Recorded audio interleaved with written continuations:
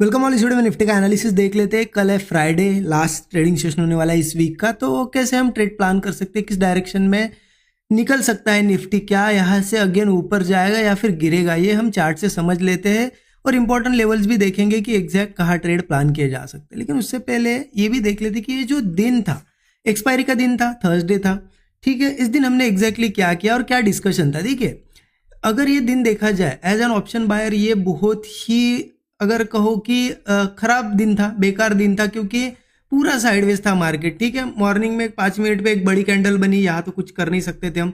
ठीक है, ये एक मूव आया, उसके बाद पूरे दिन भर साइडवेज रहा है। अब जिन्होंने इस मूव में पार्टिसिपेट किया होगा, ठीक है, उन्होंने कहीं प्रॉफिट बनाया होगा। उसके बाद अगर किसी ने ट्राई किया होगा इस बीच में, तो कॉल भी लिया होगा या पुट भी लिया होगा, कुछ भी लिया होगा, तो लॉसेस के अलावा कुछ नहीं मिला होगा। ठीक है, अब देखिए, मैंने पर्सनली यहाँ पे ट्रेड प्लान नहीं किया, लेकिन आपने अगर कल का एनालिसिस देखा होगा तो हो सकता है आपने यहाँ पे ट्रेड प्लान किया होगा, क्योंकि एक ट्रेंड लाइन आपको दिख रही है, एक छोटी सी लाइन आ रही है। ठीक है, डेली चार्ट की ट्रेंड लाइन है। डेली चार्ट पे आपको पता है कल ही यहाँ पे इस लेवल पे क्लोजिंग थी। मैंने आपको बताया था कि अगर इस ट्रेंड लाइन के ऊपर ओपन होता है और रिट्रेसमेंट वगैरह करके ट्रेंड लाइन के पास होल्ड करके अगर ऊपर जाता है, तो कॉल साइड के भी ट्रेड हम प्लान कर सकते हैं। तो मुझे लगता है जितने लोगों ने वीडियो देखा होगा, मोस्ट ऑफ द लोगों ने यहाँ ट्राई किया होगा ट्रेड बुलिश साइड का, और इसमें प्रीमियम भी बहुत अच्छे बड़े प्रॉफिट भी बनाया होगा। लेकिन देखिए, मैंने पर्सनली यहाँ पे ये ट्रेड नहीं प्लान किया। क्यों नहीं प्लान किया, मैं रीजन बताता हूँ। क्योंकि जिन सेटअप्स पे मैं ट्रेड करता हूँ या फिर जिन सेटअप से मार्केट में मूव जनरेट होता है, मतलब मार्केट अगर नीचे आ रहा है या ऐसा कोई सेटअप बनता है जिससे कि मार्केट में मूव आ सकता है, अगर वैसा सेटअप नहीं बनता है तो मार्केट में मूव नहीं आता है, मार्केट गिर जाता है। तो यहाँ वैसा कोई सेटअप मुझे दिखाई नहीं दिया, इसीलिए मैंने यहाँ पे ब्रेकआउट मेरे सामने आया, मैं था अवेलेबल, लेकिन मैंने लिया नहीं, क्योंकि यहाँ पे मेरे रूल्स के हिसाब से कोई सेटअप नहीं बना था, मार्केट धीरे धीरे ऊपर जा रहा था। ठीक है, मैंने क्या किया ना, इस लेवल के आसपास सेलिंग की। ठीक है, इन लेवल्स के आसपास। अब सेलिंग क्यों की समझिए आप, क्योंकि मार्केट में मैंने ये चीज़ ऑब्जर्व की है, और खास करके एक्सपायरी में तो बहुत ज़्यादा होती है, कि अगर मार्केट ने नीचे कोई सपोर्ट या फिर कोई सेटअप अच्छा नहीं बनाया और ऊपर जा रहा है, तो तेजी से बीच में से ही तेजी से रेड कैंडल बनाते हुए गिरता है मार्केट। ये चीज़ मैंने ऑब्जर्व की है। ठीक है, इसीलिए मैंने क्या किया, इस लेवल पे ट्राई किया कि, क्योंकि देखिए यहाँ पे बिना सेटअप बनाए मार्केट ने एक कैंडल बनाई, 2 कैंडल, 3 कैंडल। अब यहाँ पे मुझे था कि यहाँ से अब गिरना चाहिए, तो मैंने ज़्यादा कुछ कंफर्मेशन का वेट नहीं किया, यहाँ पे कर दी मैंने सेलिंग। ठीक है, यहाँ सेल किया और मार्केट ने क्या किया, सेलिंग करने के बाद यहाँ से ग्रीन कैंडल बनाई और होल्ड ही करने लगा ऊपर। मैंने वेट किया पहले, ठीक है, यहाँ सेलिंग की मैंने यहीं पे की। ठीक है, यहाँ से थोड़ा ऊपर गया और रेड कैंडल बन रही थी। मेरा ये था कि अब यहाँ से गिरना चाहिए, क्योंकि देखिए, मेरा कितना भी व्यू स्ट्रांग हो कि मार्केट गिरना चाहिए, सेटअप नहीं बनाया, लेकिन हम होल्ड तो नहीं करके बैठ सकते ना। ठीक है, तो कहीं ना कहीं तो एग्जिट करना पड़ता है स्टॉप लॉस लेके। तो यहाँ पे मैंने वेट किया कि नहीं आए नीचे, लेकिन मार्केट फिर से जब ये ऊपर जा रहा था, तो मैंने एक वॉइस नोट भी दिया स्टूडेंट ग्रुप में कि अगर वापस इस लेवल के ऊपर निकलता है, इस कैंडल के ऊपर, तो मैं निकल जाऊंगा, क्योंकि कोई मतलब नहीं है। हमारा व्यू था कि यहीं से गिरे। अब वो धीरे धीरे सस्टेन कर रहा है, तो हो सकता है ये ट्रेंड बहुत ज़्यादा चल सकता था, इस हाई के भी ऊपर निकल सकता था, है ना। तो हम वेट नहीं कर सकते थे, इसलिए मैंने एग्जिट कर दिया और फिर उसके बाद कोई ट्रेड नहीं प्लान किया। देखिए, लोग अक्सर यही गलती करते, कभी अगर एक हाथ फर्स्ट ट्रेड में लॉस हुआ तो दिन भर ट्रेड लेते रहेंगे उसको रिकवर करने के चक्कर में। आप सोचिए, अगर इस दिन मैं कहीं पे भी ये ट्रेड में मैंने क्या किया, लॉस जो था बुक कर लिया। अब दिन भर अगर मैं कहीं पे भी ट्राई करता, कॉल या पुट कुछ भी, तो आप सोचिए अगेन लॉस पे लॉसेस होते, लेकिन वो रिकवर नहीं हो पाता। इसलिए कभी भी रिकवरी का नहीं सोचना है।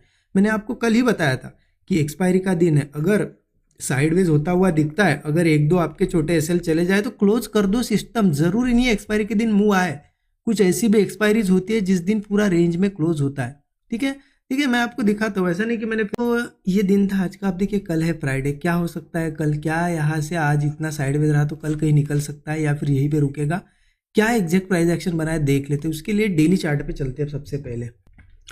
तो मैं डेली चार्ट ओपन करता हूँ। डेली चार्ट पे एक चीज़ आपको बहुत ज़्यादा क्लियर दिखेगी, जो कि बहुत दिनों से क्लियर दिख ही रहे हैं हमें, कि नीचे से एक सपोर्ट है ऐसा, ठीक है, ट्रेंड लाइन दिखेगी और ऊपर ये रेजिस्टेंस था, और रेजिस्टेंस फाइनली आज ब्रेक किया है, कहीं ना कहीं ऊपर क्लोजिंग दी है। लेकिन एक चीज़ आप समझिए कि ये तो एक क्या था, स्ट्रक्चर था, मतलब एक आप कह सकते हो पोल एंड फ्लैग पैटर्न या कुछ भी, जो भी नाम आपको देना है, उसका ब्रेकआउट तो आ गया है। ठीक है, लेकिन एक चीज़ है कि ये जो बॉटम बनाया ना, यहाँ पे कोई अच्छा सेटअप भी नहीं है और कोई अच्छा सपोर्ट भी नहीं है। जो प्राइस एक्शन में सपोर्ट होता है जिससे मार्केट बहुत ऊपर जाता है, वैसा सपोर्ट नहीं है।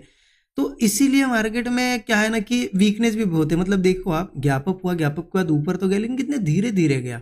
अब एक चीज पॉसिबल है, ये सिर्फ एक ब्रेकआउट दिखा के फंसाने आया होगा, तो एक यहाँ से फिर कल के दिन से ही निकलना शुरू होगा नीचे और एक अच्छी खासी सेलिंग दिखाना स्टार्ट करेगा। अगर उसको थोड़ा ऊपर जाना है, मतलब मान लो गिरना भी है लेकिन कुछ क्वांटिटीज लेनी है पहले, तो हो सकता है इस ट्रेंड, इस रेजिस्टेंस तक एक बार आए हो सकता है कल या एक दो दिन में ऐसी ग्रीन कैंडल भी बने। ठीक है, तो मतलब एक चीज समझे यहाँ पे, डायरेक्शन, अगर डायरेक्शन की बात करें तो बिल्कुल क्लियर नहीं है। ठीक है, अब यहाँ जब डायरेक्शन क्लियर नहीं होती है तब क्या किया जाता है? अगर इंट्राडे ट्रेड आपको करना है, इंट्राडे में अगर ट्रेड करना है जब डायरेक्शन क्लियर नहीं है, तो एक ही चीज फॉलो करनी पड़ती है, ऑब्जर्व करना पड़ता है मार्केट का बिहेवियर। क्या बिहेवियर? ओपनिंग के बाद, कल ओपनिंग के बाद क्या करेगा मैं आपको बताता हूँ, कौन सी लेवल पे क्या बिहेवियर ऑब्जर्व करना है। उसके लिए चलो 15 मिनट चार्ट पे, ठीक है, 15 मिनट का चार्ट ओपन कर दिया। अब एक चीज समझे, एक तो आपको दिख रहा होगा ये ट्रेंड लाइन है, ब्रेकआउट भी आ गया, सस्टेन भी कर लिया, ट्रेंड लाइन पे ऊपर खड़ा है। अगर सही में ऊपर जाना है तो ये जो रेजिस्टेंस लेवल बनी है ना, उसके ऊपर सस्टेन करना चाहिए। मतलब अगर हमें बुलिश ट्रेड कल के दिन लेना है तो इंपॉर्टेंट है ये रेजिस्टेंस रेजिस्टेंस रेजिस्टेंस बना, इसके ऊपर जाके सस्टेन करे। इससे हमें क्या पता चलेगा कि ये जो सेलर्स ने एक बार, दो बार, तीन बार ट्राई किया है वो फेल हो गए करके हमें पता चल जाएगा इसके ऊपर अगर सस्टेन करता है। लेवल है ये 25,140 का पकड़ सकते हो आप। इसके ऊपर अगर आता है कल, ठीक है, गैप अप से आया, यहाँ से भी आया, सस्टेन करना बहुत ज़्यादा जरूरी है। सस्टेन करने के बाद अगर ब्रेकआउट जैसा दिखाता है तो हम कॉल साइड जा सकते हैं, बुलिश जा सकते हैं। एक रेजिस्टेंस है यहाँ पे थोड़ा सा छोटा 25,170 का, लेकिन मुझे लगता है ये निकल ही जाएगा, नहीं कुछ तो मिनिमम 25,250 तक तो मार्केट आ सकता है अगर एक बार इसको सस्टेन करने लगे। ठीक है, इजीली ऊपर आ जाएगा।